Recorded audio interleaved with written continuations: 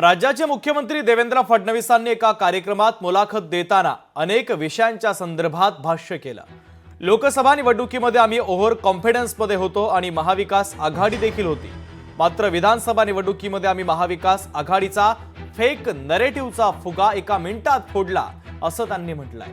दरम्यान मी मुख्यमंत्री झालो असतो तर लोकांना वाटलं असतं की हा सत्तेचा भुकेला आहे असं विधान देखील त्यांनी केलेलं आहे। पाहूयात। तुम्ही जर 2019 नंतर माझं वक्तव्य बघितलं असेल तर ते थोडं गार्डेड असतं।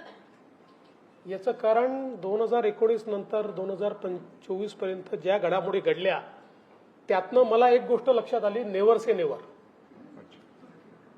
म्हणजे कुठलीही गोष्ट होणार नाही असं समजून कधी चालायचंच नाही। काही होऊ शकतं, म्हणजे झालं पाहिजे असं नाहीये, पण काही होऊ शकतं।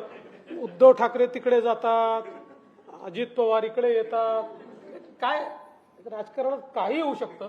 असं व्हावं असं बिलकुल नाही, किंवा ते होणंही काही फार चांगलं आहे या मताचं मी नाही। पण आता शेवटी राजकारणामध्ये हे लक्षात ठेवलं पाहिजे की खूप ठामपणे असं होणारच नाही असं ज्यावेळेस आपण म्हणतो त्यावेळेस राजकीय परिस्थिती तुम्हाला कुठे नेऊन बसवेल याचा काही भरोसा नसतो। खरंच काय होईल हे सांगता येत नाही आणि होणारच नाही असं म्हणता येत नाही। अगदी सकाळचा शपथविधी सुद्धा होणारच नाही असं ते म्हणतात। एक तुम्हाला सांगतो की तिला यायचं असेल तिने जरूर यावं, पण माझा स्वतःचा समज असा आहे की फडणवीसांच्या कुटुंबात राजकारणामधला शेवटचा मी।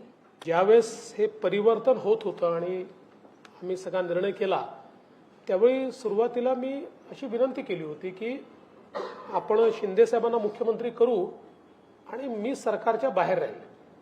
आणि मी त्याचं कारणही सांगितलं होतं की लोकांना असं वाटेल की बाबा हा किती सत्तेचा भुकेला आहे, की कालपर्यंत मुख्यमंत्री होता आता पुन्हा सत्ता पाहिजे तर हा मंत्रिमंडळात चालला। आणि मी म्हटलं की माझ्यासारख्या व्यक्तीला अशी टीका किंवा अशा प्रकारचा भाव हा काही मला आवडणार नाही, म्हणून मला पक्षाचं काम द्या, बाहेरून सरकार चालवू, आपण बाहेरून त्यांना मदत करू आणि मी पक्ष वाढवतो। शरद पवार साहेब अतिशय चाणाक्ष आहे, त्यांनी निश्चितपणे याचा अभ्यास केला असेल की एवढं मोठं आम्ही तयार केलेलं वायुमंडल हे एका मिनिटात पंक्चर झालं तर ही करणारी शक्ती कोण। आणि मग त्यांच्या लक्षात आलं की ही शक्ती जी आहे ही नियमित राजकारण करणारी शक्ती नाही आहे, ही राष्ट्रकारण करणारी शक्ती आहे।